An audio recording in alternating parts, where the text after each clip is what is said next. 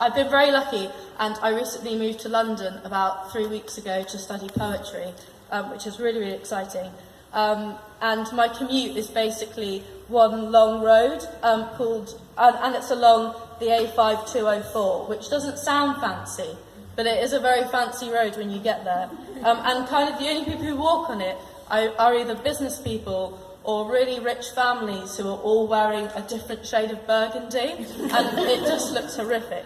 So I feel a bit of out of place when I'm like walking from where I live to my department. And this poem kind of goes on a tangent, and it's basically about a businessman on a scooter, which is real, he was there, and how I think he secretly got it in for me. I am at the traffic lights on the A5204, and there must be a reason that he's not slowing down, apart from the fact that it's bloody rush hour in London, but he's riding along on a scooter. It's a commuter on a scooter, and he doesn't look like the type, but being polite in London is a big no-no and you've got to fit in, but he doesn't look like the type to run someone over, but I guess you never are, and it just happens. And so in that moment, I guess he just thinks at the end of a bad day, when you just think about how bad the day has gone, in that moment, at the end of the day, when you are hiding, so you're riding so fast you hope no one will see you, you will just be some tie-flapping burst of black between the blocks of Bedford Square, you are that quick. And you think it couldn't get any worse.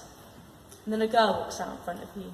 And she doesn't sit here, it doesn't fit well with you that she is here, walking between those who pose with briefcases and after-work beers. And somehow, you don't know, but somehow you know she does poetry.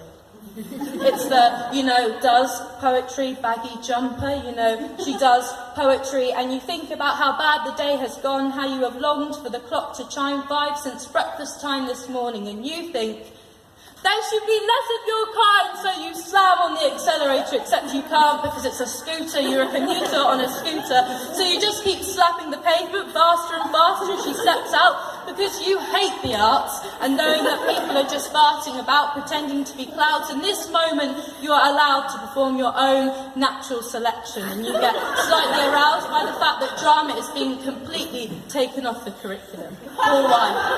Because you think jazz hands are destitute times, because growing up you never had the chance to dance, to play, to sing, to laugh in drama class, to be the best at clarinet or the worst at clarinet, to learn lines, to match rhymes, to be blind, to being judged in the classroom. As the whole room watches you perform your 20-minute mashup of Shakespeare plays, you are taught to behave in a certain way. No room for expression in these lessons. Head down, look up whiteboard, head down, look up whiteboard, the cycle that every kid in every school is going through.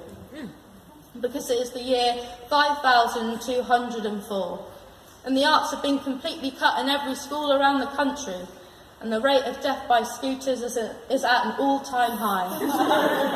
He thinks the only form of expression is anger, and that is why he's not slowing down. Thank you.